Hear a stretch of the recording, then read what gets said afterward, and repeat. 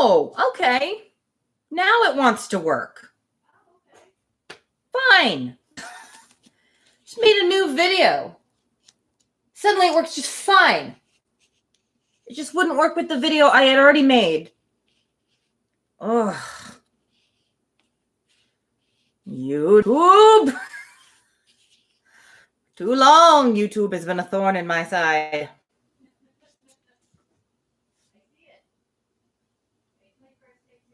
All right. Well, let's try this again. All right. Fingers crossed this is gonna work. And stuff. Okay. At least 2 people have found their way here. 3 people. Okay. I guess we'll try this again. I don't know what the hell that was about. Got all kinds of weird error messages. Live streaming is not available right now. Tried doing it on my tablet and it gave me a message saying my channel is not eligible for mobile live streaming. How? Anyway, I'm too afraid to try switching to my mobile hotspot. I will try that if we have any connectivity issues, but I'm going to stick with this for now. All right. New and exciting technological issues every day. Let's go to a time before technology was an issue. Travel back in time to when all you had to worry about was a draft. Whether your gruel wasn't thin enough. Whether you were slighted in an invitation to a party. Chapter 35. When the ladies returned to the drawing room after dinner, Emma found it hardly possible to prevent their making 2 distinct parties. With so much perseverance in judging and behaving ill, did Mrs. Elton engross Jane Fairfax and slight herself. She and Mrs. Weston were obliged to be almost always either talking together or silent together. Mrs. Elton left them no choice. I just remembered that I read part of this chapter yesterday, and then we had connectivity issues. So I'm just starting back at the beginning of this chapter. Sorry, Esty and Michelle, who already heard it. Oh, yes, Esty is pointing out another big concern back in the Regency times was your estate being entailed away to a male relative. Yes, indeed. The worst. I should be ashamed to have an estate that was only entailed on me. Yes. All right. Mrs. Elton left them no choice. If Jane repressed her for a little time, she soon began again. And though much that passed between them was in a half whisper, especially on Mrs. Elton's side, there was no avoiding a knowledge of their principal subjects. The post office, catching cold, fetching letters, and friendship were long under discussion. And to them succeeded one which must be at least equally unpleasant to Jane. Inquiries whether she had yet heard of any situation likely to suit her, and professions of Mrs. Elton's meditated anxiety. Oh, God. Here is April come, said she. I get quite anxious about you. June will soon be here. Also, I like how she just skips over May. Like, what's up with that? I know. It's April. It's practically June. Like, hold your horses there. Yeah. Hold on to your bar. Slow your roll, lady. But I have never fixed on June or any other month. Merely look forward to the summer in general. But have you really heard of nothing? I have not even made any inquiry. I do not wish to make any yet. Oh, my dear, we cannot begin too early. You are not aware of the difficulty of procuring exactly the desirable thing. I, not aware, said Jane, shaking her head. Dear Mrs. Elton, who can have thought of it as I have done? Sweetie, you don't understand your own situation. Let me explain it to you. Right? Oh, my God. She's mansplaining without being a man. Yeah, she is doing the thing. Whatever. Oh, no, you don't understand your own experiences. Allow me to explain them to you. Yeah, exactly. Oh, my dear. Oh, but you have not seen so much of the world as I have. I who have been to Maple Grove. I know, right? Yeah, she is rich-splaining, as us do. Yeah. You have not seen so much of the world as I have. You do not know how many candidates there always are for the first situations. I saw a vast deal of that in the neighborhood round Maple Grove. A cousin of Mr. Suckling, Mrs. Bragg, had such an affinity of applications. Everybody was anxious to be in her family, for she moves in the first circles. Wax candles in the classroom. You may imagine, in the schoolroom, you may imagine how desirable. Of all houses in the kingdom, Mrs. Bragg's is the one I would most wish to see you in. Colonel and Mrs. Campbell are to be in town again by midsummer, said Jane. I must spend some time with them. I am sure they will want it. Afterwards, I may probably be glad to dispose of myself. But I would not wish you to take the trouble of making any inquiries at present. Trouble? I know your scruples. You are afraid of giving me trouble, but I assure you, my dear Jane, the Campbells can hardly be more interested about you than I am. I shall write to Mrs. Partridge in a day or two, and shall give her a strict charge to be on the lookout for anything eligible. Yeah, as I pointed out yesterday, ridiculous of her to assume that she is just as interested in Jane's well-being after they've known each other for like a week or two as the Campbells who practically raised her. Yeah. Thank you, and I would rather you did not mention the subject to her. Till the time draws nearer, I do not wish to be giving anybody trouble. But, my dear child, the time is drawing near. Here is April, and June, or say even July, is very near, with such business to accomplish before us. Your inexperience really amuses me. A situation such as you deserve and your friends would require for you is no everyday occurrence. It is not obtained at a moment's notice. Indeed, we must begin inquiring directly. Excuse me, Mom, but this is by no means my intention. I make no inquiry myself, and should be sorry to have any made by my friends. When I am quite determined as to the time, I am not at all afraid of being long unemployed. There are places in town, offices, where inquiry would soon produce something. Offices for the sale, not quite of human flesh, but of human intellect. Oh, my dear, human flesh? You quite shock me. If you mean a fling at the slave trade, I assure you, Mr. Suckling was always rather a friend to the abolition. Of course, she completely misses the point. Yeah. I did not mean... I was not thinking of the slave trade, replied Jane. Governess trade, I assure you, was all that I had in view. Widely different, certainly, as to the guilt of those who carry it on, but as to the greater misery of the victims, I do not know where it lies. I can't decide if she's making a joke there or not. Yeah.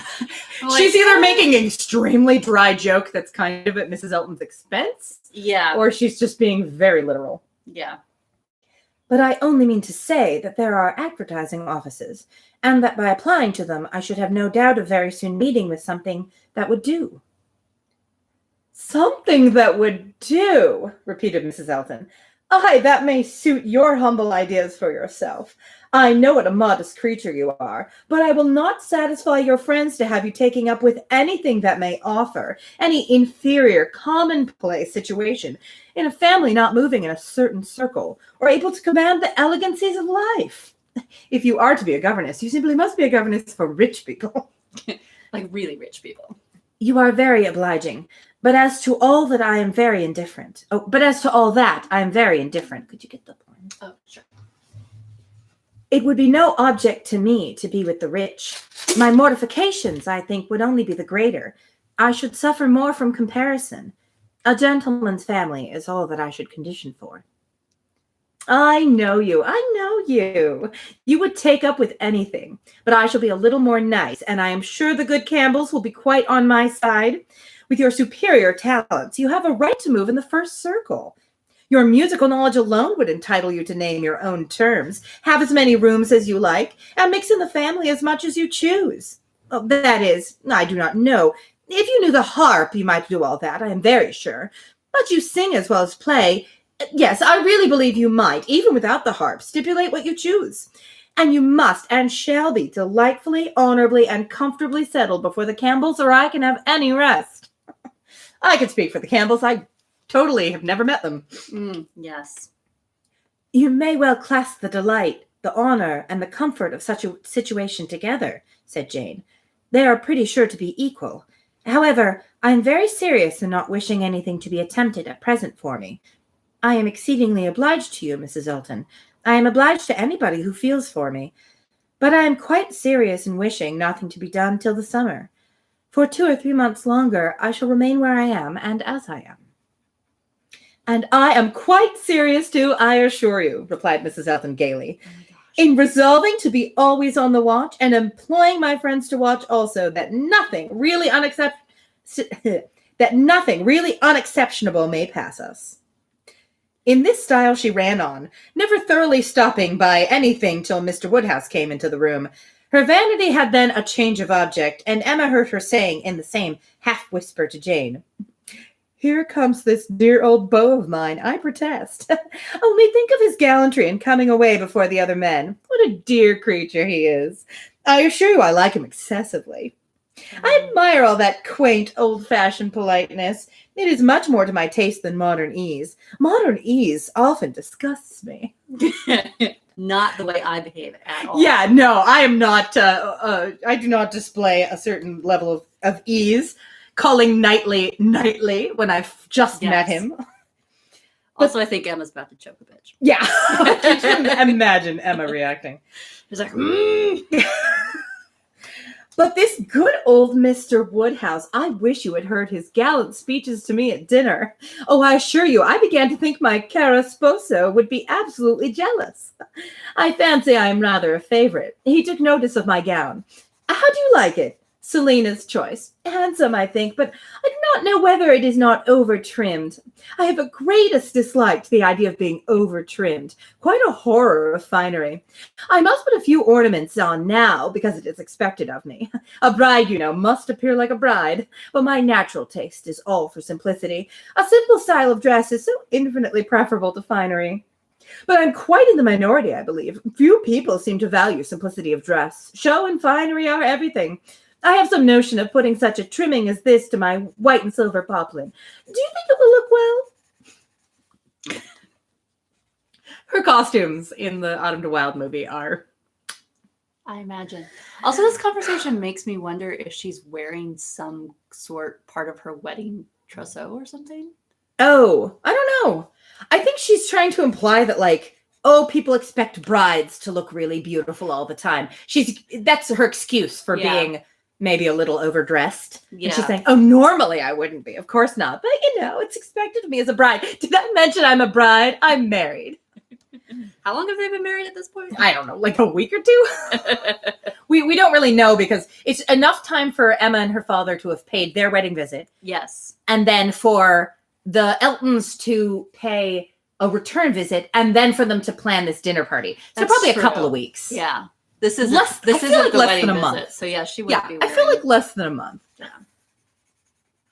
The whole party were but just reassembled in the drawing room when Mr. Weston made his appearance among them. He had returned to a late dinner and walked to Hartfield as soon as it was over. He had been too much expected by the best judges for surprise, but there was great joy.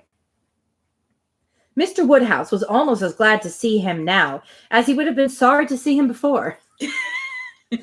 John Knightley only was in mute astonishment. That a man who might have spent his evening quietly at home after a day of business in London should set off again and walk half a mile to another man's house for the sake of being in mixed company till bedtime, of finishing his day in the efforts of civility and the noise of numbers, was a circumstance to strike him deeply. I can imagine. Not all people are the same, Mr. John Knightley. This is a problem a lot of people in this book have. Yeah. Having a really hard time understanding that other people have different preferences from them. Yeah. It's like they skipped over the whole empathy thing in toddler school. Yeah, toddler school. Maybe you guys need to go back to empathy school. Take some extension courses. Oh, you work on your counting too. A man who had been in motion since 8 o'clock in the morning and might now have been still, who had been long talking and might have been silent, who had been in more than one crowd and might have been alone. Such a man to quit the tranquility and independence of his own fireside, and on the evening of a cold, sleety April day rush out again into the world, could he, by a touch of his finger, have instantly taken back his wife, there would have been a motive. But his coming would probably prolong rather than break up the party. John Knightley looked at him with amazement, then shrugged his shoulders and said, I could not have believed it even of him. That sounds like it's supposed to be some sort of dig. Yeah. He clearly recognizes that Mr. Weston is a social person. And he's Yeah. saying, even this guy, I would not have expected him to do this. Yeah. Also, there's a typo. It says John Kingsley. Kingsley. I knew what they meant. Kniggetly. Mr. Weston, meanwhile, perfectly unsuspicious of the indignation he was exciting, happy and cheerful as usual, and with the right of being principal talker, which a day spent anywhere from home confers, was making himself agreeable among the rest, and having satisfied the inquiries of his wife as to his dinner, convincing her that none of all her careful direction to the servants had been forgotten, and spread abroad what public news he had heard, was proceeding to a family communication, which, though principally addressed to Mrs. Weston, he had not the smallest doubt of being highly interesting to everybody in the room. He gave her a letter. It was from Frank, and to herself. He had met with it in his way, and had taken the liberty of opening it. Rude. Read it, said he. She is his wife. She's legally his property. So. Yeah, well, that's hard to know. Read it, said he. It will give you pleasure. Only a few lines will not take you long. Read it to Emma. I'm so clever. The two ladies looked over it together, and he sat smiling and talking to them the whole time, in a voice a little subdued, but very audible to everybody. Like a stage whisper. Well, Read it. Well, he is coming, you see. Good news, I think. Well, what do you say to it? I always told you he would be here again soon, did not I? Anne, my dear, did not I always tell you so, and you would not believe me? In town next week, you see. At the latest, I dare say. For she is as impatient as... Is that... Hold on, Is this old-timey racism? I don't know. For she is as impatient as the black gentleman when anything is to be done. I don't know what that figure of speech means. I was like, ooh, I don't know. As impatient as the black gentleman? I don't know what that means. And I'm sorry for repeating it if it's racist. No, none of it's in, like, quotations or... No. She is in italics. Meaning his aunt, probably. Yeah, presumably. Most likely they will be there tomorrow or Saturday. As to her illness, all nothing, of course. But it is an excellent thing to have Frank among us again, so near his town. They will stay a good while when they do come, and he will be half his time with us. This is precisely what I wanted. Well, pretty good news, is it not? Have you finished it? Has Emma read it all? How could they? You keep talking. He's almost as bad as Miss Bates. Yeah, yes. Put it up. We will have a good talk about it some other time, but it will not do now. I shall only just mention the circumstance to the others in a common way. I definitely won't tell them every detail. Mrs. Weston was most comfortably pleased on the occasion. Her looks and words had nothing to restrain them. She was happy, she knew she was happy, and knew she ought to be happy. Her congratulations were warm and open, but Emma could not speak so fluently. She was a little occupied in weighing her own feelings, and trying to understand the degree of her agitation, which she rather thought was considerable. Mr. Weston, however, too eager to be very observant, too communicative to want others to talk, was very well satisfied with what she did say, and soon moved away to make the rest of his friends happy by a partial communication of what the whole room must have heard already. It was well that he took everybody's joy for granted, or he might not have thought either Mr. Woodhouse or Mr. Knightley particularly delighted. They were the first entitled, after Mrs. Weston and Emma, to be made happy. From them he would have proceeded to Miss Fairfax, but she was so deep in conversation with John Knightley that it would have been too positive an interruption, and finding himself close to Mrs. Elton, and her attention disengaged, he necessarily began on the subject with her. Now, it says chapter 36, but like it's literally the next line is him taking up the subject with her. There's no reason for a chapter break here. And that was a short chapter. This is the most... There have been some arbitrary chapter breaks in this book. This is the worst. He necessarily began on the subject with her, and then the chapter begins, I hope I shall soon have the pleasure of introducing my son to you, said Mr. Weston. Literally just the next line. Absolutely no passage of time. What are you doing, Jane Austen? Mrs. Elton, very willing to suppose a particular compliment intended to her by such a hope, smiled most graciously. You have heard of a certain Frank Churchill, I presume, he said, and know him to be my son, though he does not bear my name. Oh, yes, I shall be very happy in his acquaintance. I'm sure Mr. Elton will lose no time in calling on him, and we shall both have a great pleasure in seeing him at the vicarage. You are very obliging. Frank will be extremely happy, I am sure. He is to be in town next week, if not sooner. We have notice of it in a letter today. I met the letters in my way this morning, and seeing my son's hand, presumed to open it, though it was not directed to me. It was to Mrs. Weston. She is his principal correspondent, I assure you. I hardly ever get a letter. I wonder why he has to assure him of that. Like, is it weird for young men to write letters to their father, but not to write letters to their stepmothers? I assure you, he never writes to me. Only to my wife. And you so absolutely opened what was directed to her. Oh, Mr. Weston, laughing affectedly. I must protest against that. A most dangerous precedent indeed. I beg you will not let your neighbors follow your example. Upon my word, if this is what I am to expect, we married women must begin to exert ourselves. Oh, Mr. Weston, I could not have believed it of you. Little scamp. Did I mention I'm married? Aye, we men are sad fellows. You must take care of yourself, Mrs. Elton. This letter tells us, it is a short letter, written in a hurry merely to give us notice. It tells us that we are all coming up to town directly on Mrs. Churchill's account. They had not been very well the whole winter and thinks Enscombe too cold for her, so they are all to move southward without loss of time. Indeed. From Yorkshire, I think. Enscombe is in Yorkshire? Yes, they are about 190 miles from London. A considerable journey. Yes, upon my word, very considerable. 65 miles farther than from Maple Grove to London. But what of distance, Mr. Weston, to people of large fortune? You would be amazed to hear how my brother, Mr. Suckling, sometimes flies about. You will hardly believe me, but twice in 1 week he and Mr. Bragg went to London and back again with 4 horses. Rich people. I'm friends with them. The evil of the distance from Enscombe, said Mr. Weston, is that Mrs. Churchill, as we understand, has not been able to leave the sofa for a week together. In Frank's last letter, she complained, he said, of being too weak to get into her conservatory without having both his arm and his uncle's. This, you know, speaks to a great degree of weakness, but now she is so impatient to be in town that she means to sleep only 2 nights on the road. So Frank writes word. Certainly, delicate ladies have very extraordinary constitutions, Mrs. Elton. You must grant me that. No, indeed, I shall grant you nothing. I always take the part of my own sex. I do indeed. I give you notice you will find me a formidable antagonist on that point. I always stand up for women, and I assure you, if you knew how Selina feels with respect to sleeping at an inn, you would not wonder at Mrs. Churchill's making incredible exertions to avoid it.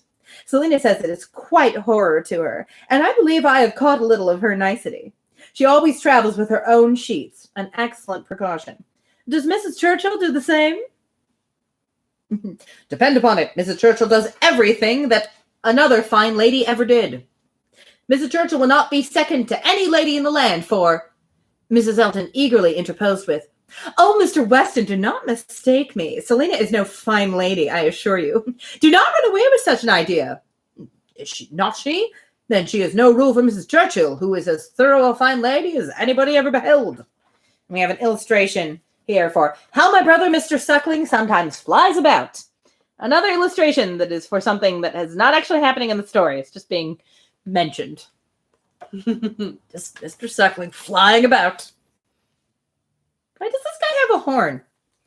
Does anybody know it? The guy who's not actually like the like shotgun, he's not actually shotgun, right? Because I don't think they had guns in that situation. But the guy who is not driving, he has like a vuvuzela? Like a big long trumpet. Kind of, yeah. Don't know. If anybody knows what that's all about, I should be very curious to hear it. Maybe the horses are hard of hearing. Hey! We're coming! All right. The British are coming. Get it? It's us. All right. Where was I? Oh, it's on the next page. Mrs. Elton began to think that she had been wrong in disclaiming so warmly. It was by no means her object to have it believed that her sister was not a fine lady. Sorry, the lighting's only got weird. All right. Perhaps there was want of spirit in the pretense of it. She was considering in what way she might best retract when Mr. Weston went on. Mrs. Churchill is not much in my good graces, as you may suspect, but this is quite between ourselves. She is very fond of Frank, and therefore I would not speak ill of her. Besides, she is out of health now, but that, indeed, by her own account, she has always been. I would not say so to everybody, Mrs. Elton, but I have not so much faith in Mrs. Churchill's illness. If she really is ill, why not go to Bath, Mr. Weston? To Bath or to Clifton? She has taken it into her head that Enscombe is too cold for her. The fact, I suppose, is that she is tired of Enscombe. She has now been a longer time stationer than she ever was before, and she begins to want change. It is a retired place. A fine place, but very retired. Aye, like Maple Grove, I dare say. Nothing can stand more retired from the road than Maple Grove. Such an immense plantation all around it. You seem shut out from everything. It is the most complete retirement. And Mrs. Churchill probably has not health or spirits like Selina to enjoy that sort of seclusion. Or perhaps she may not have resources enough in herself to be qualified for country life. I always say a woman cannot have too many resources, and I feel very thankful that I have so many for myself as to be quite independent of society. Frank was here in February for a fortnight. That's a completely random statement for Mr. Weston to make. Yeah. Totally random. Hey, here's a fact. How do you like that? So I remember to have heard. He will find an addition to the Society of Highbury when he comes again. That is, if I may presume to call myself an addition. But perhaps he may never have heard of there being such a creature in the world. This was too loud a call for a compliment to be passed by, and Mr. Weston, with a very good grace, immediately exclaimed, "Ah, my dear madam, nobody but yourself could imagine such a thing possible. Not heard of you? I believe Mrs. Weston's letters lately have been full of very little else than Mrs. Elton." He had done his duty and could return to his son. "When Frank left us," continued he, "it was quite uncertain when we might see him again, which makes this day's news doubly welcome. It has been completely unexpected. That is, I always had a strong persuasion he would be here again soon. I was sure something favorable would come up, but nobody believed me.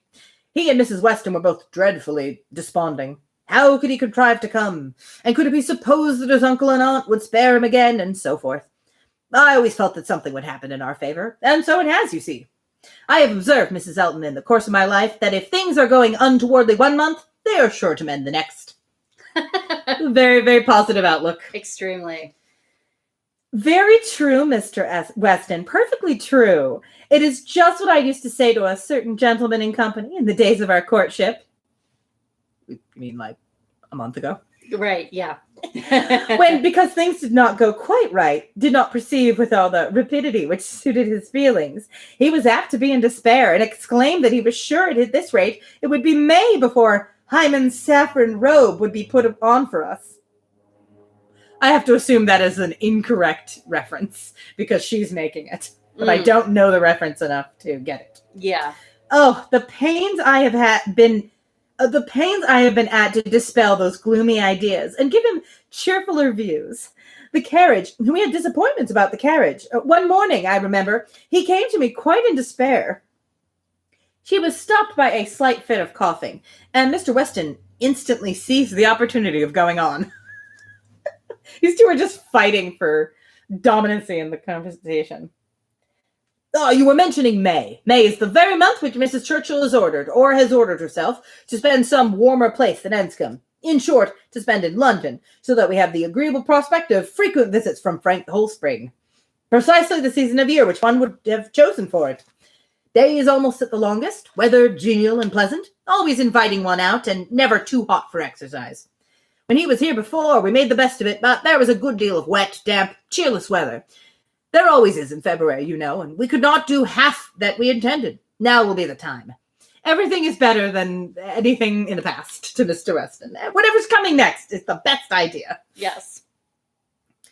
There will be complete enjoyment, and I do not know, Mrs. Elton, whether the uncertainty of our meetings, the sort of constant expectation there will be of his coming in today or tomorrow and at any hour, may not be more friendly to happiness than having him actually in the house. I think it is so. I think it is the state of mind which gives most spirit and delight. I hope you will be pleased with my son, but you must not expect a prodigy. He is generally thought a fine young man, but do not expect a prodigy. Okay, I won't. Mrs. Weston's partiality for him is very great, and as you may suppose, most gratifying to me. She thinks nobody equal to him. And I assure you, Mr. Weston, I have very little doubt that my opinion will be decidedly in his favor. I have heard so much in praise of Mr. Frank Churchill. At the same time, it is fair to observe that I am one of those who always judge for themselves, and are by no means implicitly guided by others. I give you notice that as I find your son, so I shall judge of him. I am no flatterer. I am positive I will like him because everyone else likes him, but let me assure you, I think for myself. I can't decide between complimenting myself and complimenting others. It's such a struggle. Mr. Weston was musing. I hope, said he presently, I have not been severe upon poor Mrs. Churchill. If she is ill, I should be sorry to do her injustice. But there are some traits in her character which make it difficult for me to speak of her with the forbearance I could wish. You cannot be ignorant, Mrs. Elton, of my connection with the family, nor of the treatment I have met with. That seems like a big assumption, given how briefly she has lived in the village. At the same time, what have people to do but talk about everyone else? That's true. Oh, and between ourselves, the whole blame of it is to... His is a quiet, indolent, gentlemanlike sort of pride that would harm nobody and only make himself a little helpless and tiresome. But her pride is arrogance and insolence. And what inclines one less to bear, she has no fair pretense of family or blood. She was nobody when he married her, barely the daughter of a gentleman. But ever since her being turned into a Churchill, she has out-Churchilled them all in high and mighty claims. But in herself, I assure you, she is an upstart. He started that whole speech by saying, I hope I'm not being too harsh on my sister-in-law, and ends it with being like, she is an upstart. Yeah, seriously. Although that is amazing. I'd forgotten that. I don't think that little detail would ever get covered in one of the movies. Which detail? The fact that Mrs. Churchill she doesn't even have any claims of her own. She's not. Like, her father was barely a gentleman. Yeah. Until she married into the very rich Churchill family. Yeah. That makes her behavior so much worse. Yeah. Well, it also kind of explains it. Like, she's trying to... Yeah, I guess. Bring the family Some back people up. do that. Yeah, like... They're so eager to be thought of and perceived as being like she's socially climbing, and she wants to climb as high as she possibly can. So yeah, so she won't let anyone else in her family dip even as low as she was before she joined the family. Right. Oh, we must always be moving forward, twirling towards greatness. Only think. Well, that must have been infinitely provoking. I have quite a horror of upstarts. Maple Grove has given me a thorough disgust to people of that sort, for there is a family in that neighborhood who are such an annoyance to my brother and sister from the airs they give themselves. Your description of Mrs. Churchill made me think of them directly.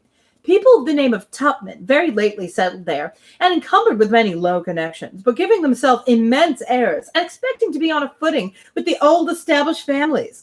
A year and a half is the very utmost they can have lived at West Hall, and how they got their fortune nobody knows. They came from Birmingham, which is not a place to promise much, you know, Mr. Weston. One has not great hopes from Birmingham. I always say there is something direful in the sound, but nothing more is positively known of the Tupmans, though a good many things, I assure you, are suspected. And yet by their manners, they evidently think themselves equal even to my brother, Mr. Suckling, who happens to be one of their nearest neighbors. It is infinitely too bad. Mr. Suckling, who has been 11 years a resident at Maple Grove, and whose father had it before him, I believe, at least. I am almost sure that old Mr. Suckling had completed the purchase before his death. So Maple Grove isn't even like an ancient, family home or something like that. I feel like this is supposed to be a hint that even Mr. Suckling is not such an old, established family as she wants it to believe. She's totally not even calling out other people for doing the same thing that she does. Yeah. She's like, oh my gosh, they just moved to the neighborhood and they think they are on the same footing with my brother who has lived there for 11 years, maybe, I think. His father might have completed the purchase before his death. It's like, right, get over yourself, lady. So, I mean, technically his dad left him the place. Yeah. Mm-hmm. We think. If she's right. Right. I'm pretty sure. They were interrupted. Tea was carrying round, and Mr. Weston, having said all that he wanted, soon took the opportunity of walking away. Oh, exhausting. Yeah. After tea, Mr. and Mrs. Weston and Mr. Elton sat down with Mr. Woodhouse to cards. The remaining 5 were left to their own powers, and Emma doubted their getting on very well, for Mr. Knightley seemed little disposed for conversation. Mrs. Elton was wanting notice, which nobody had inclination to pay, and she was herself in a worry of spirits which would have made her prefer being silent. Mr. John Knightley proved more talkative than his brother. He was to leave them early the next day, and he soon began with, "Well, Emma, I do not believe I have anything more to say about the boys, but you have your sister's letter, and everything is down at full length there, we may be sure. My charge would be much more concise than hers, and probably not much in the same spirit. All that I have to recommend being comprised in, do not spoil them, and do not physic them. Do not physic them." Try to diagnose or... Oh, yeah. I was thinking like too much, don't give them too much physical activity, but I bet you that's what it means. Oh, yeah, like, no, I'm pretty sure when it's used as a verb like that, it's to be a physician. Yeah, that makes sense. A physician, one who physics. Yes. "I rather hope to satisfy you both," said Emma, "for I shall do all in my power to make them happy, which will be enough for Isabella, and happiness must preclude false indulgence and physic." "And if you find them troublesome, you must send them home again." "That is very likely. You think so, do not you?" "I hope I am aware that they may be too noisy for your father, and even may be some encumbrance to you if your visiting engagements continue to increase as much as they have done lately." "Increase?" "Certainly, you must be sensible that the last half-year has made a great difference in your way of life." "Difference? No, indeed, I am not." "There can be no doubt of your being much more engaged with company than you used to be. Witness this very time. Here I am come down for only one day, and you are engaged with a dinner party. When did it happen before, or anything like it? Your neighborhood is increasing, and you mix more with it. A little while ago, every letter to Isabella brought an account of fresh gaieties, dinners at Mr. Cole's, or balls at the Crown. The difference which Randall's alone makes in your goings-on is very great." "Yes," said his brother quickly, "it is Randall's that does it all." "Very well, and as Randall's, I suppose, is not likely to have less influence than heretofore, it strikes me as a possible thing, Emma, that Henry and John may be sometimes in the way. If they are, I only beg you to send them home." "No," cried Mr. Knightley, "that need not be the consequence. Let them be sent to Donwell. I shall certainly be at leisure." "Upon my word," exclaimed Emma, "you amuse me. I should like to know how many of all my numerous engagements take place without your being of the party, and why I am to be supposed in danger of wanting leisure to attend to the little boys. These amazing engagements of mine, what have they been? Dining once with the Coles, having a ball talked of which never took place. I can understand you," nodding at Mr. John Knightley. "Your good fortune in meeting with so many of your friends at once here delights you too much to pass unnoticed. But you," turning to Mr. Knightley, "who now know how very, very seldom I am ever 2 hours from Hartfield. Why you should foresee such a series of dissipation for me, I cannot imagine. And as to my dear little boys, I must say that if Aunt Emma has not time for them, I do not think they would fare much better with Uncle Knightley, who is absent from home about 5 hours where she is absent 1, and who, when he is at home, is either reading to himself or settling his accounts." Mr. Knightley seemed to be trying not to smile, and succeeded without difficulty upon Mrs. Elton's beginning to talk to him. That is a great line. And on that note, that is the end of the chapter. End of the chapter. And the next chapter doesn't immediately pick up where that one leaves off. No, it seems to be possibly the next day. Yeah. Yeah, it seems to be the next day. So this one is a reasonable chapter break. Yeah. This was only 40 minutes, so I'm almost tempted to read another chapter, but every time I do that, I end up going over an hour. Yeah. Oh, no, this next chapter is really short. All right, I'm going to do it. I'm just going to do it. We called it an arrival horn. Yeah, I saw it. This is our arrival horn. No one has any idea what the black gentleman means. The best the internet can offer is that it was possibly a servant. Like a reference to a servant? Yeah. but weird. Yeah, still very weird. Weird. Like it doesn't make sense unless it's referring to I like don't like it. Don't care for it. Yeah. Anyway, we'll just skip that. Yeah. I thought it might be a weird cultural thing that we weren't getting, like how people wear all black when they're in mourning, but that doesn't make sense in the context of what it is. I thought it could have been a reference to like a famous Or poem like or folk tale or something. that too, or like possibly a cleeric, like the Black who Knight or would something be like wearing that. You know, all black. Like yeah, clergy typically wore. Yeah, or yeah. Vicars wore all black when they were. We got nothing. Vicariing. We got nothing. All right, chapter 37. Roman numerals are the worst. Oh, Esty said she would have thought it a reference to death. Oh. It says, as impatient as the black gentleman. Seems like a dark reference for Mrs. Elton to make, though. It's possible. It's possible that she's mangling a more esoteric literary reference. That is the most likely thing. That it is Mrs. You, Elton. Esty. Thank you. Mrs. Elton satisfy Emma as to the nature of her agitation on hearing this news of Frank Churchill. She was soon convinced that it was not for herself she was feeling at all apprehensive or embarrassed. It was for him. How convenient. Of course. Her own attachment had really subsided into a mere nothing. It was not worth thinking of. But if he, who had undoubtedly been always so much the more in love of the two, were to be returning with the same warmth of sentiment which he had taken away, it would be very distressing. If a separation of 2 months should not have cooled him, there were dangers and evils before her. Caution for him and for herself would be necessary. She did not mean to have her own affections entangled again, and it would be incumbent on her to avoid any encouragement of his. Emma must always be in control of every situation. Yes. Even including other people's emotions. Yes. She wished she might be able to keep him from an absolute declaration. That would be so very painful a conclusion of their present acquaintance, and yet she could not help rather anticipating something decisive. She felt as if the spring would not pass without bringing a crisis, an event, a something to alter her present composed and tranquil state. It was not very long, though rather longer than Mr. Weston had foreseen, before she had the power of forming some opinion of Frank Churchill's feelings. The Enscombe family were not in town quite so soon as had been imagined, but he was at Highbury very soon afterwards. He rode down for a couple of hours. He could not yet do more, but as he came from Randalls immediately to Hartfield, she could then exercise all her quick observation and speedily determine how he was influenced and how she must act. They met with the utmost friendliness. There would be no doubt of his great pleasure in seeing her, but she had an almost instant doubt of his caring for her as he had done, of his feeling the same tenderness in the same degree. She watched him well. It was a clear thing he was less in love than he had been.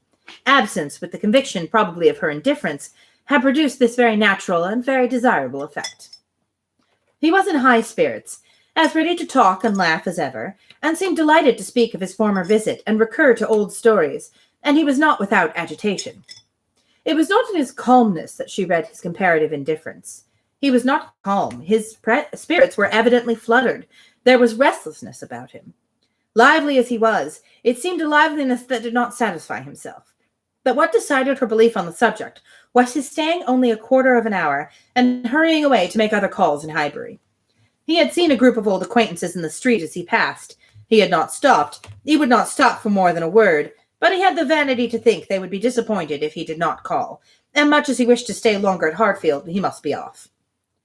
She had no doubt as to his being less in love, but neither his agitated spirits nor his hurrying away seemed like a perfect cure, and she was rather inclined to think it implied a dread of her returning power, and a discreet resolution of not trusting himself with her long. Sure, whatever you want to tell yourself. Yeah, sure. Yeah, I mean, just, explain everything however you want. This was the only visit from Frank Churchill in the course of 10 days. He was often intending to come, but was always prevented. His aunt could not bear to have him leave her. Such was his own account at Randalls. If he were quite sincere, if he really tried to come, it was to be inferred that Mrs. Churchill's removal to London had been of no service to the willful or nervous part of her disorder. That she was really ill was very certain. He had declared himself convinced of it at Randalls. Though much might be fancy, he could not doubt when he looked back that she was in a weaker state of health than she had been half a year ago. He did not believe it to proceed from anything that care and medicine might not remove, or at least that she might not have many years of existence before her, but he could not be prevailed on by all his father's doubts to say her complaints were merely imaginary, or that she was as strong as ever. It soon appeared that London was not the place for her. She could not endure its noise. Her nerves were under constant irritation and suffering, and by the 10 days' end, her nephew's letter to Randalls communicated a change of plan. They were going to remove immediately to Richmond. Mrs. Churchill had been recommended to the medical skill of an eminent person there, and had otherwise a fancy for the place.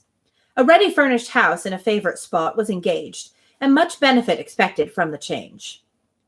Emma heard that Frank wrote in the highest spirits of this arrangement, and seemed that now he wrote with the greatest confidence of being often with them, almost as often as he could even wish. Emma saw how Mr. Weston understood these joyous prospects. He was considering her as the source of all the happiness they offered. She hoped it was not so. 2 months must bring it to proof. Mr. Weston's own happiness was indisputable. He was quite delighted. It was the very circumstance he could have wished for. Now it would be really having Frank in their neighborhood. What were 9 miles to a young man? An hour's ride. He would always be coming over. The difference in that respect of Richmond and London was enough to make the whole difference of seeing him always and seeing him never. 16 miles, nay, 18. It must be a full 18 to Manchester Street. Was a serious obstacle. Were he ever able to get away, the day would be spent in coming and returning. There was no comfort in having him in London. He might as well be at Enscombe. But Richmond was the very distance for easy intercourse. Better than nearer. I honestly wish I had the power to always see the positive in whatever was happening to me that Mr. Weston does. Yes. Really does. The bull at the Crown. It had not been forgotten before, but it had been soon acknowledged vain to attempt to fix a day. Now, however, it was already much better for the change, and that he had no doubt of being able to join them for 24 hours at any given time, induced them to name as early a day as possible. Mr. Woodhouse was resigned. The time of year lightened the evil to him. May was better for everything than February. Mrs. Bates was engaged to spend the evening at Hartfield. James had due notice, and he sanguinely hoped that neither dear little Henry nor dear little John would have anything the matter with them while dear Emma was gone. And that is the end of that very brief chapter. So that is a perfect amount of reading for today. It is. And we will continue on with chapter 38. My brain is just like, nope, got to count out the Roman numeral every time. Well, the last chapter is 37, so yes. Yes. Chapter 38, tomorrow, is where we will start. Thank you, everyone, for listening. Apologies for the late start. I do not know what caused that issue, but at least now I know if I have that problem again, just make a new video, and it will probably dissipate. So, and thank God we didn't have any problems with the internet today. Yeah. Woo! So, yes, thanks everyone for watching. If this is your first time watching for some weird reason, all the previous chapters are in a playlist on my channel. There are also planned videos for all the upcoming chapters. I think I have made enough for all the way to the end of the book. So you can click set reminder next to any one of those to get a little reminder when I go live. Yeah, thanks for listening. I don't have a concert this weekend, but I will be having one next weekend, and there is a page for it already. So, yeah, I think that will call it good for today. Yay! Bye. End stream.